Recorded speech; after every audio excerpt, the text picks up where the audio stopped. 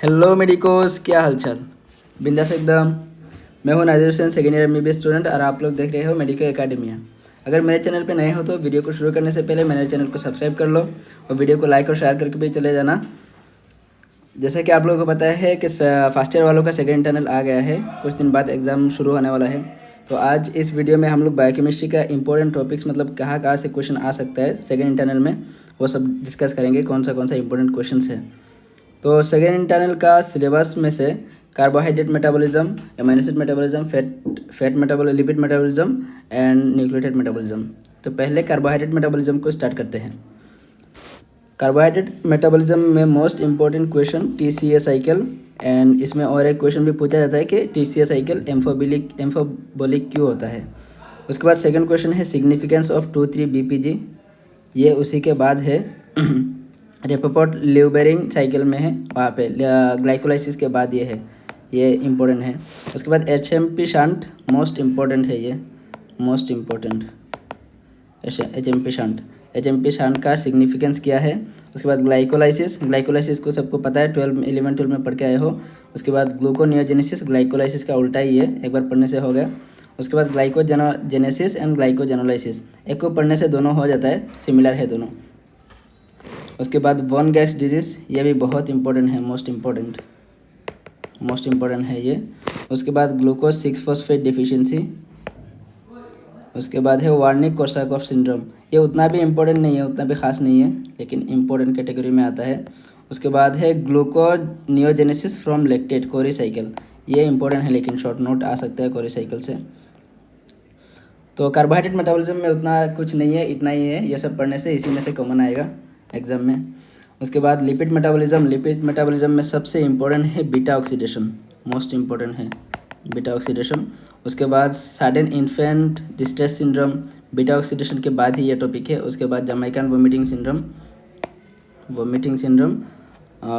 उसके बाद third question है ketogenesis, ketone bodies not utilized by liver, why, ये एक अच्छा क्वेश्चन है, मतलब कीटोजेनेसिस में से आएगा तो ये शॉर्ट क्वेश्चन उसी में आ सकता है।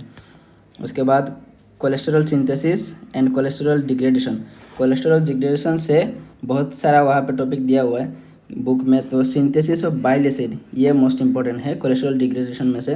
प्राइमरी और सेकेंडरी बाइल एसिड में डिफरेंस क्या है वो भी पूछा जाता है। उसके बाद इसमें लिपिड मेटाबॉलिज्म में lipoprotein one of the most important, इसमें से 99% चांसेस है इसमें से आने का क्वेश्चन, लिपोप्रोटीन्स। उसके बाद फैटी लिवर, ये भी इम्पोर्टेंट है। उसके बाद हम आते हैं अमीनो एसिड मेटाबॉलिज्म में ट्रांसएमिनेशन पहले ही अमीनो एसिड मेटाबॉलिज्म स्टार्ट होता है, ट्रांसएमिनेशन है, ये इंपॉर्टेंट है। उसके बाद deamination, oxidative deamination and non oxidative deamination. उसके बाद एमोनिया टॉक्सिसिटी, ये मोस्ट इंपॉर्टेंट क्वेश्चन है, शॉर्ट 2 मार्क का क्वेश्चन आता है, शॉर्ट क्वेश्चन आता है इसमें से। उसके बाद यूरिया साइकिल, मोस्ट इंपॉर्टेंट है ये, यूरिया साइकिल उसका रेगुलेशन। उसके बाद integration between urea cycle and TCA cycle, ये लेकिन बहुत इंपॉर्टेंट है, यूरिया साइकिल में से कुछ आएगा तो ये ज़रूर आएगा। उसके बाद tyrosine metabolism, amino acid metabolism में बहुत सारा अमीनो एसिड दिया हुआ है, लेकिन टायरोसिन मेटाबॉलिज्म बहुत इंपॉर्टेंट है, बाकी सब उतना खास नहीं है। टायरोसिन मेटाबॉलिज्म में आता है फिनाइलकीटोनुरिया, एल्काप्टोनुरिया, टायरोसिनीमिया टाइप 2, एल्बिनिज्म, ये सब। उसके बाद हार्टनर्व्स डिजीज़ बहुत इंपॉर्टेंट है, फिनाइलकीटोनुरिया, एल्काप्टोनुरिया, ये सब, ये तीनों बहुत इंपॉर्टेंट है, ये एंड 1 कार्बन मेटाबॉलिज्म, ये PYQ में भी बहुत बार आया है 1 कार्बन मेटाबॉलिज्म। उसके बाद मेपल सिरप यूरिन डिजीज़, ये सब डिजीजेस में से शॉर्ट क्वेश्चन आने का बहुत चांस है, मोस्ट प्रोबेबली डिजीजेस से आता है शॉर्ट क्वेश्चन। उसके बाद सिस्टीनूरिया, ये उतना खास नहीं है। उसके बाद मेलिग्नेंट कार्सिनोइड सिंड्रोम, ये भी उतना खास नहीं है, एल्बिनिज्म खास है, ये इंपॉर्टेंट है एल्बिनिज्म। उसके बाद न्यूक्लियोटाइड मेटाबॉलिज्म में उतना कुछ नहीं है, एक शॉर्ट क्वेश्चन आता है, source of nitrogen carbon atom in purine ring में नाइट्रोजन एंड कार्बन एटम, कौन सा एटम कहाँ से आता है, नंबरिंग के साथ पूछा जाता है, वाइवा में तो 100% पूछते हैं ये। उसके बाद purine salvage pathway and inhibitors of purine synthesis, purine salvage pathway important है। उसके बाद गोट एंड HGPRT डिफिशियंसी, ये मोस्ट इंपॉर्टेंट है लेकिन। उसके बाद Lesch Nyhan syndrome and orotic aciduria, PYQ में बहुत बार आया है, ये बहुत इंपॉर्टेंट है। ली स्नाइहर सिंड्रोम गोट मोस्ट इम्पोर्टेंट है यहाँ से। तो आज का वीडियो में इतना ही।